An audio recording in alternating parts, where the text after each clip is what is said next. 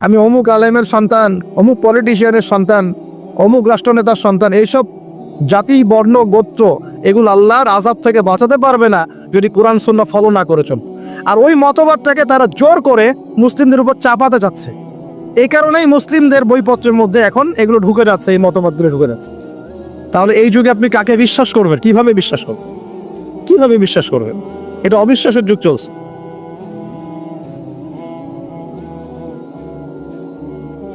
আল্লাহ রাব্বুল আলামিন পবিত্র কুরআনুল কারীমের মধ্যে একটি অনবদ্য সূরা নাজিল করেছেন। এখান থেকে আলোচনাটা শুরু করতে যাচ্ছি। সূরাটার নাম হচ্ছে সূরাতুল আসর। কি সূরা?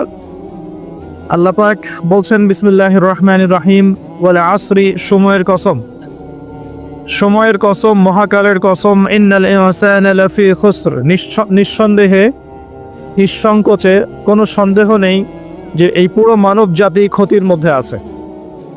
ইল্লাল্লাযীনা আমানু, তবে তারা নয়, তারা ব্যতীত যারা ঈমান এনেছে, ওয়া আমিলুস সলিহাত, এবং সতামল সম্পাদন করেছে, ওয়া তাওয়াসাউ বিল হাক্কি, পরস্পরকে সত্যের উপদেশ দিয়েছে, ওয়া তাওয়াসাউ বিস সাবর, এবং পরস্পরকে ধৈর্যের উপদেশ দিয়েছে। আল্লাহ রাব্বুল আলামিন বলছেন সময়ের কসম। সময়ের কসম আল্লাহ পাক কেন করলেন? তার আগে আমরা একটু জেনে নেই যে আল্লাহ পাক কি কসম করতে পারেন কিনা। উত্তর হচ্ছে হ্যাঁ, আল্লাহ রাব্বুল আলামিন তার সৃষ্টির কসম করতে পারেন, কিন্তু সৃষ্টি হিসেবে আমাদের জন্য জায়েজ নেই যে আমরা আল্লাহ ছাড়া অন্য কারো নামে কসম করব। নবী সাল্লাল্লাহু আলাইহি ওয়াসাল্লাম বলেছেন, মান হালাফা বিগাইরি ইসমিল্লাহি ফাকাদ কাফারা, কেউ যদি আল্লাহ ছাড়া অন্য কারো নামে কসম করে বা শপথ করে, সে যেন কুফরি করলো। কি করলো? আমরা যদি কসম করতেই চাই, শপথ করতেই চাই, তাহলে আল্লাহর নামেই কসম করতে হবে। আর আল্লাহর নামে কসম করলে অবশ্যই কসম পূরণ করতে হবে, শপথ পূরণ করতে হবে। যদি পূরণ না করি কাফফারা দিতে হবে, কমপক্ষে 3টা রোজা রাখতে হবে। আল্লাহ পাক তার সৃষ্টির নামে কসম করে থাকেন। যেমন আল্লাহ পাক বলেছেন, ওয়া তিন ফলের কসম, ওয়া জাইতুনের কসম। 3 ফল খেয়েছেন কখনো? জাইতুন ফল দেখেছেন? জাইতুনের তেল সম্পর্কেও হাদিসে আসছে এটা বরকতময় তেল। জাইতুনের তেল বরকতময়, এটাকে খেতে বলা হয়েছে, গায়ে ব্যবহার করতেও বলা হয়েছে।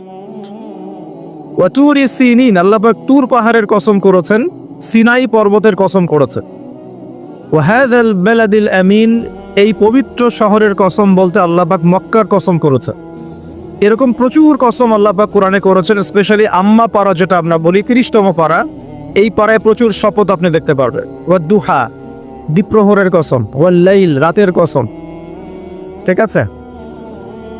কোন কোন ক্ষেত্রে আল্লাহ পাক এই মহাবিশ্বের কসমও করছেন তারকার অবস্থান স্থলের। আল্লাহ পাক বলছেন, ফালা উকসিমু বিমাওয়াকিন নুজুম ওয়া ইন্নাহু লাকাসামুল লাউ তা'লামুন আযীম। সূরা ওয়াকিয়ার শেষের দিকে আল্লাহ পাক নক্ষত্রগুলোর অবস্থান স্থলেরও কসম করেছেন। কোন কোন ক্ষেত্রে আল্লাহ পাক নিজেরও কসম করেছেন, ফালা ওয়া রাব্বিক, কখনো নয়, তোমার রবের শপথ করে বলছি, তোমার রবের শপথ করে বলছি। মানে আল্লাহ পাক নিজেই নিজের কসম করছেন যে ফালা ওয়া রাব্বিকা, কখনো নয়, তোমার রবের কসম করে বলছি, তারা মুমিন হতে পারবে না যতক্ষণ পর্যন্ত তোমাকে, হে নবী মুহাম্মদ সাল্লাল্লাহু আলাইহি ওয়াসাল্লাম, তাদের মধ্যে অমীমাংসিত বিষয়ে তোমাকে ফয়সালাকারী রূপে গ্রহণ না করছে। এখানে আল্লাহ পাক নিজের কসম করছেন। আল্লাহ রাব্বুল আলামিন আল কোরআনে বহু কসম করেছেন, আর এটা প্রত্যেক বুদ্ধিমান শ্রোতাই বুঝে ফেলবেন। আল্লাহ পাক যখন যে বিষয়ের কসম করেন, নিঃসন্দেহে সেটা সবচেয়ে গুরুত্বপূর্ণ বিষয় হবে, তাই নয় কি? আল্লাহ পাক এখানে সময়ের কসম করছেন, মানে সময়টা আমাদের জীবনে খুবই ইম্পর্টেন্ট একটা জিনিস। সত্যি কথা বলতে আমাদের লাইফের সবচেয়ে ইম্পর্টেন্ট জিনিস হচ্ছে কি? টাইম বা সময়। আমরা যখন মায়ের গর্ভে ছিলাম এবং আমাদের বয়স ছিল 4 মাস 10 দিন, তখন আল্লাহর পক্ষ থেকে একজন ফেরেশতা এসেছিলেন, এসে মায়ের গর্ভে রূহটাকে ফুঁকে দিয়েছেন এবং 4টা বিষয় লিখে দিয়েছেন। 1 নম্বর, এই গর্ভের সন্তানের হায়াত কতটুকু হবে। 2 নম্বর, তার রিজিক কি কি হবে। 3 নম্বর, সে সৌভাগ্যবান হবে না দুর্ভাগ্যবান হবে। 4 নম্বর, সে দুনিয়াতে কি কি আমল করবে। এই 4টা বিষয় লিখে দেওয়া হয়েছে। এর মধ্যে সবচেয়ে ইম্পর্টেন্ট বিষয় হচ্ছে হায়াত, সময়, সে কতদিন বাঁচবে। হায়াতের মধ্যে বরকত হয়, কিন্তু আল্লাহ পাকের নির্ধারিত হায়াত কিন্তু বাড়েও না কমেও না। আল্লাহ পাক যে সময় নির্ধারণ করেছেন, এই সময়টুকুই আমাদের দুনিয়ার হায়াত। আল্লাহ পাক নির্ধারণ করে বলেছেন লিয়াবলুয়াকুম আইয়ুকুম আহসানু আমালা। এই হায়াত মওত সৃষ্টি করার বিষয়টা হচ্ছে আল্লাহ পাক দেখতে চান দুনিয়াতে তোমাদের মধ্যে কাজে কে শ্রেষ্ঠ, কাজে কে উত্তম, আহসানকে, কাজে সেরাকে। আল্লাহ পাক দেখতে চান না আমলের মধ্যে এভারেজকে, গতানুগতিককে। আল্লাহ পাক দেখতে চান আমলের শ্রেষ্ঠকে। কাবীর মানে বড়, আকবার মানে সবচেয়ে বড়, সগীর মানে ছোট, আসগর মানে আরো অনেক ছোট, হাসান মানে হচ্ছে ভালো, উত্তম, আহসান মানে সবচেয়ে ভালো, বেস্ট ওয়ান। আল্লাহ পাক দেখতে চান লিয়াবলুয়াকুম আইয়ুকুম আহসানু আমালা। তোমাদের মধ্যে দুনিয়াতে আমলে আহসানকে আল্লাহ পাক এভারেজ মুসলিম দেখতে চান না, এক্সেপশনাল মুসলিম দেখতে চান। আমি কি বোঝাতে পারছি? এই জন্য আল্লাহ পাক হায়াত ও মওত সৃষ্টি করেছেন এবং দুনিয়ার জীবনটা আমাদেরকে উপহার দিয়েছেন। আরেকটা উদ্দেশ্য হচ্ছে আল্লাহ পাক দেখতে চান এই কারাগারের জীবনে আমলের শ্রেষ্ঠকে এবং কে আল্লাহ পাকের বিধানগুলো মেনে চলে, এবং কারা কারা আল্লাহ পাকের জমিনের মধ্যে তার খেলাফতের দায়িত্ব পালন করে। আমরা কিন্তু আল্লাহর খলিফা। আমরা কি আল্লাহর খলিফা? আমাদের পিতাকে আল্লাহ পাক সৃষ্টি করেছিলেন পৃথিবীতে আল্লাহর খলিফা হিসাবে। আল্লাহর খলিফার কাজ কি? শুধু ইবাদত করাই খলিফার কাজ নয়। আল্লাহর খলিফার কাজ হচ্ছে আল্লাহ পাকের জমিনের মধ্যে ন্যায় বিচার প্রতিষ্ঠা করা, আল্লাহর বিধান প্রতিষ্ঠা করা। এটা আল্লাহর খলিফার কাজ। যদি পৃথিবীতে আমরা আল্লাহ পাকের বিধান প্রতিষ্ঠা না করে শয়তানের বিধান প্রতিষ্ঠা করি, তাহলে আমরা আল্লাহর খলিফা থাকবো না, শয়তানের খলিফা হয়ে যাব। আমি কি বোঝাতে পারছি? আল্লাহ পাক দুনিয়ার এই কারাগারের জীবনটাতে আমাদেরকে নির্ধারিত সময় দিয়েছেন, ওয়াল আসরির, সময়ের কসম। আরেকটা অর্থ এখান থেকে নেওয়া যায়, সেটা হলো আল্লাহ পাক সময়ের কসম করে আমাদেরকে মূলত অতীতকালের দিকে তাকাতে বলছেন। কোন দিকে? অতীতের দিকে। কোরআন খুললে আপনি দেখবেন, আমার সামনে যে কিতাব আছে আল্লাহ পাকের কিতাব আল কোরআনুল কারীম, এই কোরআনুল কারীমকে আপনি 3টা ভাগে ভাগ করতে পারবেন। একটা অংশে গিয়ে দেখবেন এখানে আছে হুকুম আহকাম, কি করা যাবে কি করা যাবে না, কি করতে হবে কি করতে হবে না। দ্বিতীয় অংশে গিয়ে আপনি পাবেন আল্লাহ রাব্বুল আলামিনের তাওহীদ, তাওহীদ, রিসালার, আখিরাত, এই বিষয়টা পাবেন। আল্লাহ এক, মুহাম্মদ সাল্লাল্লাহু আলাইহি ওয়াসাল্লাম শেষ নবী, এবং আখিরাত, এর পরের জীবন, এর ধাপগুলো, হিসাব নিকেশ, জান্নাত জাহান্নাম, এগুলো পাবেন। আরেকটা অংশে গিয়ে আপনি পাবেন ইতিহাস। কি পাবেন? ইতিহাস, পূর্ববর্তী নবীগণের ইতিকথা পাবেন। একদম আদম আলাইহিস সালাম থেকে শুরু করে শেষ নবী মুহাম্মদ সাল্লাল্লাহু আলাইহি ওয়াসাল্লাম পর্যন্ত পুরো হিস্ট্রি আপনি কোরআনে পাবেন ইনশাআল্লাহ। আল্লাহ পাক ওয়াল আসরি বলে আমাদেরকে একটু পিছনের দিকে তাকাতে বলছেন, একটা জিনিস লক্ষ্য করতে বলছেন। সেই জিনিসটা কি? সেই জিনিসটা হচ্ছে আল্লাহ পাক লক্ষ্য করতে বলছেন যে আদম আলাইহিস সালাম থেকে শুরু করে শেষ নবী পর্যন্ত, বলেন মুহাম্মদ রাসূলুল্লাহ সাল্লাল্লাহু আলাইহি ওয়াসাল্লাম পর্যন্ত, আল্লাহ পাকের একটা কমন সুন্নত দেখা যাচ্ছে। কমন সুন্নত, সাধারণ সুন্নত। কি সুন্নত? প্রত্যেক যুগে যুগেই যারা আল্লাহ পাকের বিধান মেনেছে, তার নবীর আনুগত্য করেছে, আল্লাহ পাক সেই মুমিন মুসলিম বান্দাদেরকে দুনিয়াতেও নাজাত দিয়েছেন, পরকালেও জান্নাত দিয়েছেন। ঠিক আছে কথা? আচ্ছা, আরেকটা সুন্নত হচ্ছে প্রত্যেক যুগে যুগে, আদম থেকে নিয়ে শুরু করে মুহাম্মদ সাল্লাল্লাহু আলাইহি ওয়াসাল্লাম পর্যন্ত, প্রত্যেক যুগে যুগেই যে বা যারাই আল্লাহর কথা শোনে নাই, আল্লাহর বিধান মানে নাই, তার নবীর আনুগত্য করে নাই, আল্লাহ পাক দুনিয়াতেও ধ্বংস করেছেন, আখিরাতেও ধ্বংস করেছেন। এই সুন্নতটা ইতিহাসে একদম কমন। আমি এক্সাম্পল দিয়ে বুঝাচ্ছি। নূহ আলাইহিস সালামের যুগে চলে যান, একটু খেয়াল করে দেখেন, 950 বছর দাওয়াত দেওয়ার পরে মাত্র 40টা বা 80টা পরিবার ইসলাম কবুল করেছে। আল্লাহ পাক এই সারা দুনিয়ায় সেই 80টা পরিবারকেই বাঁচিয়ে রাখলেন, নিষ্কৃতি দিলেন, উদ্ধার করলেন, বাকি সবাইকে ডুবিয়ে মেরে দিলেন। আল্লাহর সুন্নাত। আল্লাহ পাকের কিছুই পরোয়া নাই। পরোয়া আছে? আচ্ছা, তারও একটু আগে যান, আদম আলাইহিস সালামের 2 ছেলে হাবিল এবং কাবিল, মনে আছে? কাবিলের কুরবানি কবুল হয় না, হাবিলেরটা কবুল হয়। তো এখানে হিংসা, এখানে কি হিংসা, পরশ্রী কাতরতা। তারটা কেন কবুল হয়, আমারটা কেন হয় না? এই হিংসার বশবর্তী হয়ে এক পর্যায়ে কাবিল হাবিলকে হত্যাই করে ফেলল, এবং সেই হত্যাকাণ্ডের সাক্ষী ছিল একটা পাখি, তার নাম কি? কাক। কাক, হ্যাঁ।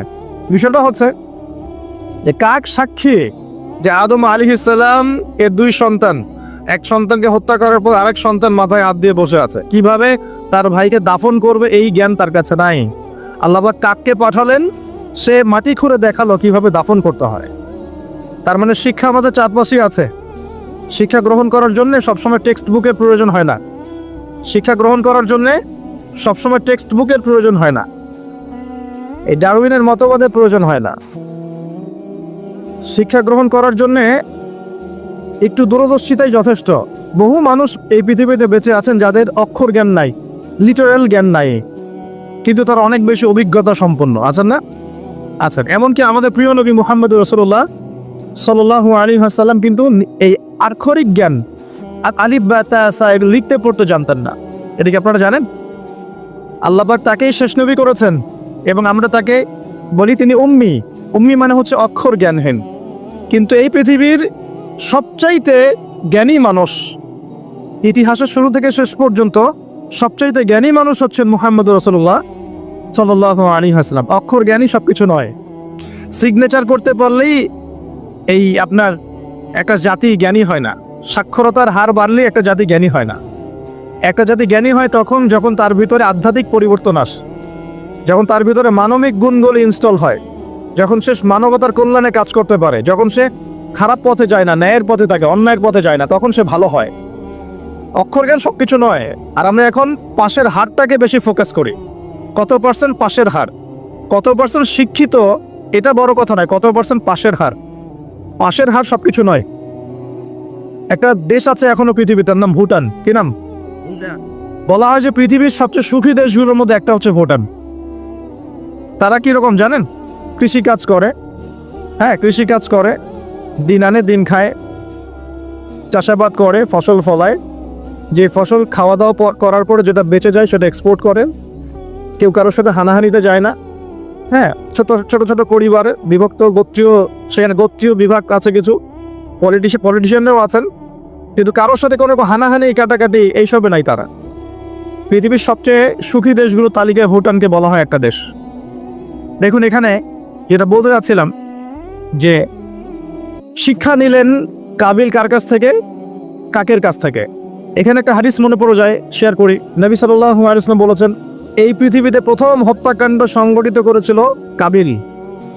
এই জন্যই এই পৃথিবীতে যত মানুষকে অন্যায়ভাবে হত্যা করা হবে, বিনা কারণে অন্যায়ভাবে হত্যা করা হবে, এই সমস্ত খুনের যে পাপ, এই পাপের একটা অংশ কাবিলের আমল নামায় যুক্ত করা হবে। বলি নাউজুবিল্লাহ। সপ্তাহে জারিয়া যেমন আছে, আরেকটা টার্ম আছে, সেটা হলো গোনাহে জারিয়া। এটা কি?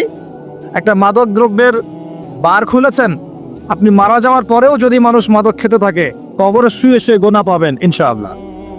একটা গান গেয়েছেন যেখানে আজে বাজে মিউজিক আছে, বা আজে বাজে শিরকি কথা আছে, কুফরি কথা আছে, মানুষকে আপনার আল্লাহ থেকে দূরে সরাচ্ছে। যত মানুষ সেই গান গাবে এবং শুনবে, আপনার মৃত্যুর পরেও কবরে শুয়ে শুয়ে সেই গোনা পাবেন ইনশাআল্লাহ।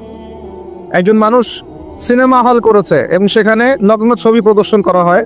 আর এখনকার বেশিরভাগ সিনেমাতেই নগ্ন ছবি দেখানো হয়, কারণ এখন অনলাইনে ঢুকলেই মনে হয় এই জগৎ সমান সমান যৌনতা, মানে এই পৃথিবীটাই মানে যৌনতা, সবখানেই যৌনতা। এমনকি একটা স্যান্ডো গেঞ্জি কিনতে যাবেন, সেখানেও দেখবেন একটা নগ্ন মেয়ের ছবি দিয়ে রেখে দিয়েছে, মানে সব যৌনতা। তো এই যে সিনেমা হলটা করেছেন, যত মানুষ এখানে সিনেমা দেখবে, যদি আপনি মারাও যান, যত মানুষ সিনেমা দেখতে থাকবে, এই গোনার একটা অংশ আপনার কবরে অটোমেটিক ট্রান্সফার হতে থাকবে ইনশাআল্লাহ। এভাবেই যদি আপনি মাদ্রাসা করেন, যত মানুষ পড়বে, আগামীতে শিক্ষিত হবে, দিনের জ্ঞান অর্জন করে মানুষের মধ্যে দাওয়াতের কাজ করবে, সমস্ত নেক আমলের একটা অংশ আপনি পাবেন ইনশাআল্লাহ। একটা মসজিদ করেছেন, মসজিদে ইনভেস্ট করেছেন, একটা মসজিদ করে দিয়েছেন, এই মসজিদে যত মানুষ নামাজ পড়বে ইনশাআল্লাহ আপনি এর একটা নেকির ভাগিদার হবেন ইনশাআল্লাহ। আপনি একটা বই লিখেছেন অথেন্টিক সুন্দর, এই বই যত মানুষ পড়ে উপকৃত হবে, আপনি কবরে শুয়ে শুয়ে নেকি পাবেন ইনশাআল্লাহ। ভালো কিছু বলেছেন, ভালো লেকচার দিয়েছেন, যত মানুষ শুনবে, আমল করবে, জীবন পরিবর্তন করবে, ইনশাআল্লাহ আপনি কবরে শুয়ে শুয়ে নাকি পাবেন ইনশাআল্লাহ তাআলা। এটা সবচেয়ে সেরা ইনভেস্ট, সবচেয়ে সেরা ব্যবসা। আল্লাহ পাক আমাদেরকে এই ধরনের ব্যবসা বেশি বেশি করার তৌফিক দান করুন। এখানে একটা প্রশ্ন আসবে যে হাবিলকে কেন কাবিল হত্যা করলো? উত্তর হচ্ছে হিংসা। উত্তরটা কি? এই কাবিলের সুন্নত কিন্তু 1400 বছরেও, 1400 বছর না, 1400 বছর তো নবীর যুগই চলে গেছে। আসলে এই লক্ষ লক্ষ বছরের পরেও কাবিলের এই সুন্নত কিন্তু শেষ হয়ে যায় নাই, এখনো কিন্তু হাবিল কাবিলের সুন্নত সমাজে আছে। যখনই দেখা যাবে যে কেউ কোনো ভালো কাজ করছে বা ভালো কিছু হচ্ছে, তখন এক শ্রেণীর কাবিল অটোমেটিক বের হয়ে যাবে যারা এই হাবিলের পিছনে লেগে যাবে।